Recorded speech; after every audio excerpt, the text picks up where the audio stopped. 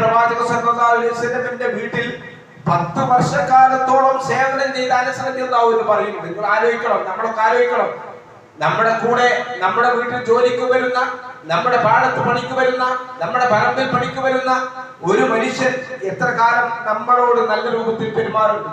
അയാൾ നമ്മൾ പിന്നീട് പണിക്ക് വിളിച്ചാൽ വരികയോ എന്ന് നമ്മൾ ആലോചിക്കുക. ഇവിടെയാണ് അനസ് റളിയല്ലാഹു അൻഹു പറയുന്നത്.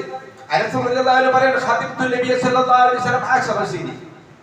റസൂലുള്ളാഹി സ്വല്ലല്ലാഹു അലൈഹി വസല്ലമക്ക് ഞാൻ 10 കൊല്ലം ഞാൻ ഖിദ്മ ചെയ്തു. 10 കൊല്ലം. എന്നിട്ട് അദ്ദേഹം പറയുന്നത് ഫമാ ഖാലലി ഉഫിൻ, ഒരിക്കൽ പോലും പ്രവാചക സല്ലല്ലാഹു അലൈഹി വസല്ലം അനസേ ഛേ നീ അത് ചെയ്തത് ശരിയായില്ല, വലാ ലിമ സഖൈത വലാ ലം വലാ അലാ സഖൈത, നീ എന്തേ അത് ചെയ്യാൻ, അല്ലെങ്കിൽ എന്തുകൊണ്ട് ഇത് ചെയ്തു എന്ന് അനസ് റളിയല്ലാഹു അൻഹുവിനോട് ഒരിക്കൽ പോലും നബി സല്ലല്ലാഹു അലൈഹി വസല്ലം ചോദിച്ചിട്ടില്ല. എന്താണ് പ്രവാചക സല്ലല്ലാഹു അലൈഹി വസല്ലമയുടെ സ്വഭാവത്തിന്റെ മാറ്റങ്ങൾ നോക്കണം. 10 കൊല്ലം അനസ് റളിയല്ലാഹു അൻഹു വീട്ടിൽ ഖിദ്മ ചെയ്തിട്ട് ഒരിക്കൽ പോലും അനസ് റളിയല്ലാഹു അൻഹു വെറുപ്പുള്ള ഒരു വാക്ക് പോലും ആ തിരുദൂതന്റെ വായിൽ നിന്നും വന്നില്ല എന്ന് പറയുമ്പോ ആ പ്രവാചകന്റെ സ്വഭാവത്തിന്റെ മഹിമ നിങ്ങൾ ആലോചിച്ചു നോക്കൂ.